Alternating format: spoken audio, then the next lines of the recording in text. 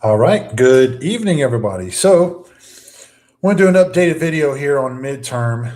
We just launched it last night, and I kind of wanted to go over it and explain a few things before I get ripping and running. So, for those who's kind of been around me for a year or so, I was always going to do midterm. It's obviously it's going to look different now because the times have changed, and I learned a lot in 2025. So, obviously, look, the 2026 U.S. midterms are this year.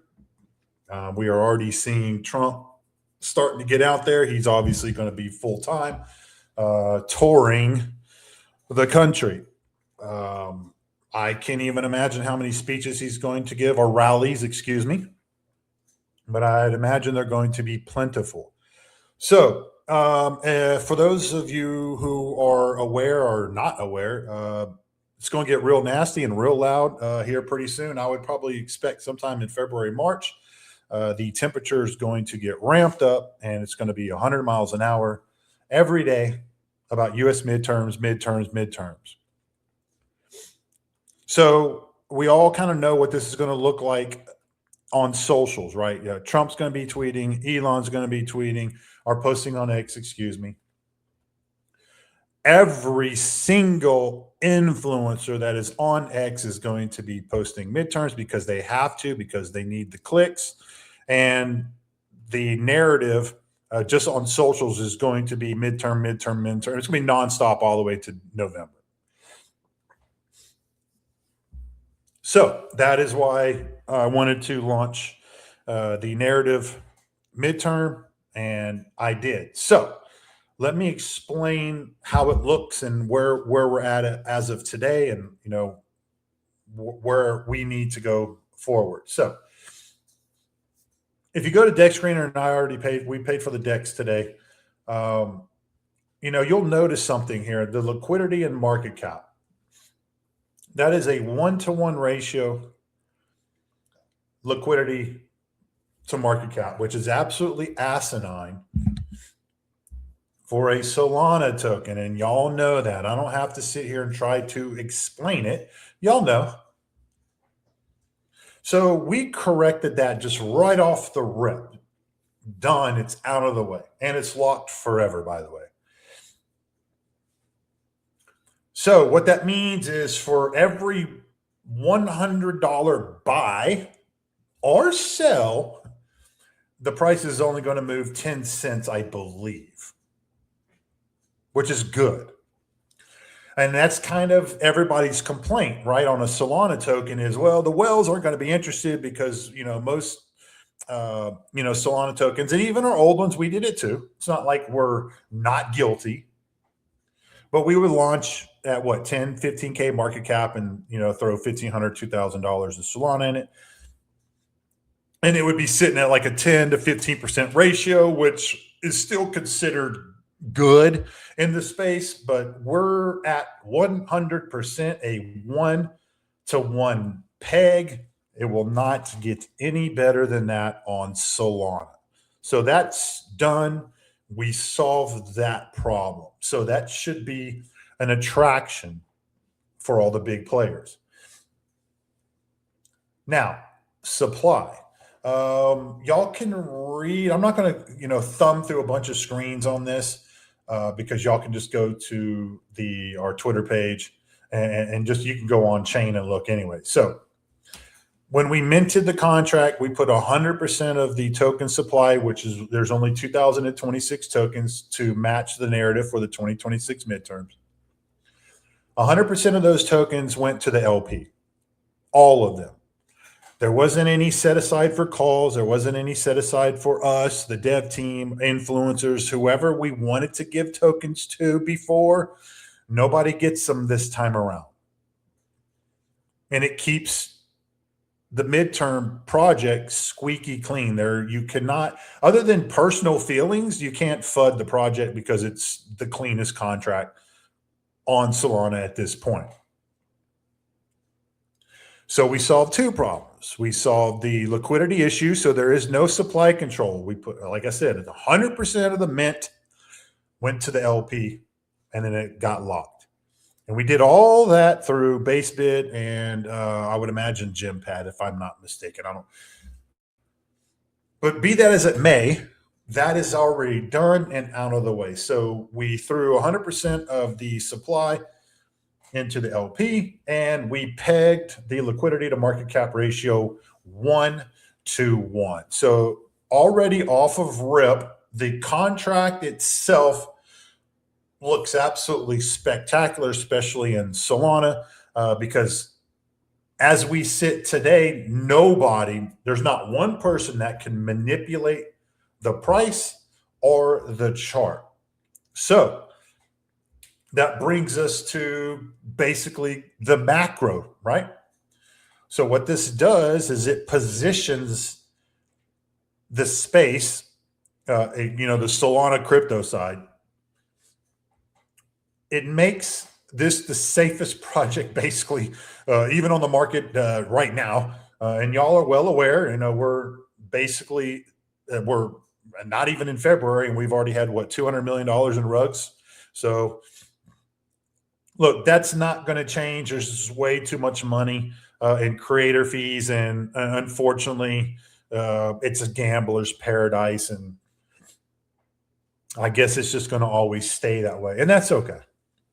So what we did is we said, look, we're just going to launch this, and it's going to be a massive narrative. So the narrative cannot be argued with. So how does it look? So the only way we can, get the space to actually back it up, and this is everybody. This is just, the gamblers, the degens, the meme chasers, the narrative guys, and even the calls and influencers. It has to be safe for everybody. So on the dev side, I can now go to calls and bring calls on in-house on my team and just pay them in stables. They get no token supply because there is none to give them unless I have, if they want tokens, we will have to buy them on market. So there's no drops. There's no supply that I even have that I can give to anybody. It just doesn't exist. So don't ask.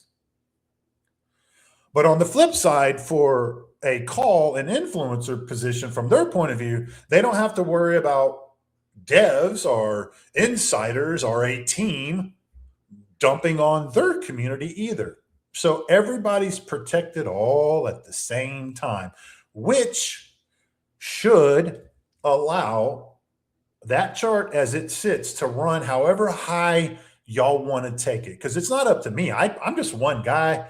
And I'm not cabal connected. So this is all on y'all at this point. This shit can run 100, 200 million market cap with nobody in the way because there is zero supply being controlled. And I know that probably doesn't sound like a big deal, but it kind of is, because look at the market. Everybody complains and they still buy 40, 50, 60, 70, 80% bundle projects, and then you expect to win. That's why we created it this way. Now it gets a little better. So obviously, for those who are not aware, we control our own launch pad now. So this is where we launch. So we base bid, which is the tech that we use, came to us today, or it could have been yesterday. I had to check my Telegram chat, and said that they were willing to offer a buyback program. So let me scroll down here to the description here on Deck Screener. So built on Solana's ironclad backbone with a pristine contract, it's primed to dominate as the midterms erupt, backed by buybacks at key market cap milestones, 50K, 100K, 200K, 400K, 500K, and obviously moving up if it even gets to that point. It's going to really depend on the space. Using 50% of base bids earned fees to fuel the charge. So let me explain that. So base bid, as a launchpad platform, did something that I've honestly never heard of in this space. And they said, Scott, look, we'll work with you. Go ahead and get it launched, get it live, and we'll work together as much as we can. But relay out to the community. Look, Base, they're going to do their post on X, I think, tomorrow anyway. So they're going to put their own announcement out. So it's not like I'm saying something that is just not true and they don't agree with, because they're going to say it themselves. But they're going to take 50%, which is half of their creator fees that they generate on their platform to buy back the midterm token. So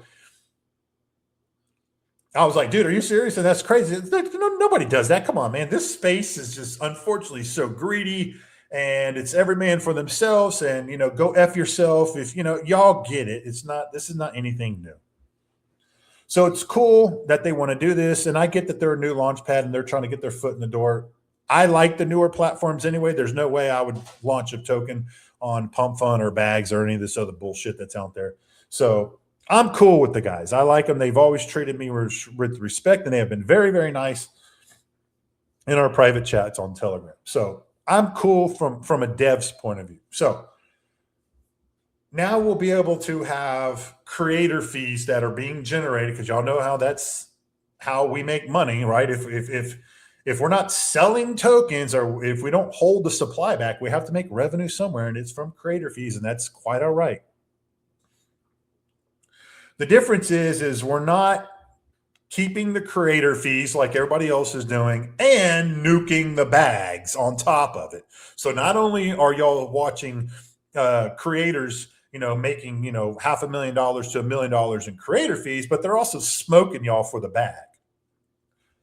We've eliminated all that. So base bid is going to throw back 50% of their creator fees towards the buybacks of the actual token itself, all on chain, and we get to rip and run. So now there's nothing in the way. So now, as a collective, the space, if you want to get a runner and do it yourself instead of trying to wait for a cabal runner, which y'all have lost 100% of the time, this can run forever. It's up to y'all. It's not up to us. We've already built it. We've created it. We put the protections in place for this to run. It's just a matter of, are y'all going to take advantage of getting in early and then working for your bags? It's kind of been a lost cause. Nobody really works for their bags anymore. It's an unfortunate, but I think that's just where we're at. So, it's a shame. I mean, look, it's cool that we're here, but it's a shame that we have to get here this way. But look, I mean, if nobody else is going to do it, we'll just do it, and it's okay. Like, we're cool with launching like this on all of our future tokens too. I would prefer to just throw 100% of the supply into the LP, lock it, and then, like I said, we push the project from within, and I just pay our call team in stables. That should really be kind of how it works. It keeps the calls motivated to keep pushing, right? Because they're getting paid in stables. And I think they would prefer to be paid in stables instead of tokens. Maybe I'm wrong, but I would assume that they would. And it keeps us as a company and on the dev side, willing to continue to pay the stables as long as a push is being done. So here's the thing. If the space backs it and we get a call team to push, which I'm working on, this should forever go up until the air just dies out of it. You know what I'm saying? Because there's going to be no sell pressure from within. That's kind of the key. I mean, it's kind of everybody's dream, right? I want to find a token that's squeaky clean. No, I don't want anybody to own a damn token. Well, here you go. So get in, get your bag, and get to work and chill in your bag. So that's how the midterm token will play out. And then now, look, it's just at that point, it becomes a narrative push now. As it gets louder and louder and louder on socials, then obviously more eyes get driven towards on chain. They look at, people look at Dextrin and they're going to see our token because we're here first. We're the only ones. And obviously we're now live on Coinbase too. So we'll button that up and start promoing all that out. But, we're first ones here and we're the safest ones. And I'm sure there's going to be other runners. There's going to be other tokens that are going to be launched on Pump Fund. I wouldn't be surprised if they're not already. But they're all going to flatten out because there's going to be sell pressure, and then it's just never going to recover, and then everybody's just going to G'd out and be pissed off. So, and that's a shame because, look, I don't like seeing it. I mean, do I laugh at times? Of course, man, because it's almost comical. I was just telling people in my TG, I was like, I've never seen a space full of so-called men constantly act like little girls.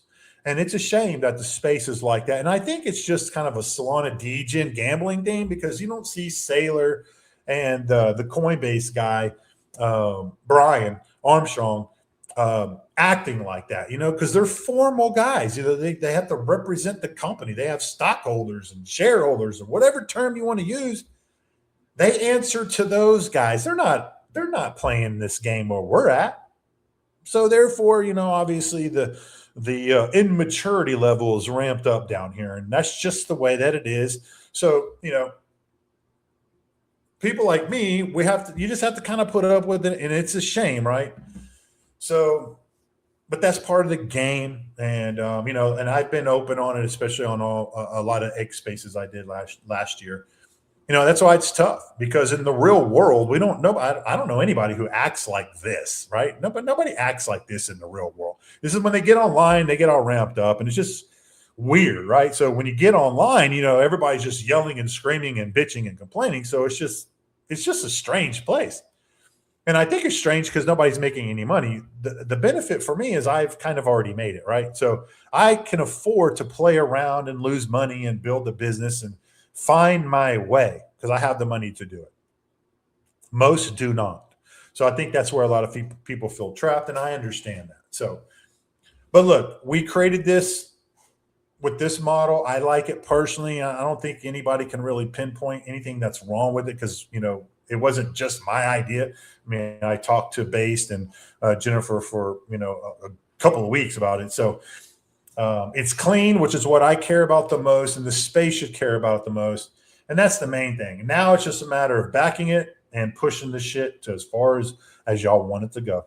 And then we'll let whatever the creator fees are on base bid, they're going to put 50%. They're kicking half of it back into the token itself. So, just go do your homework like always, man.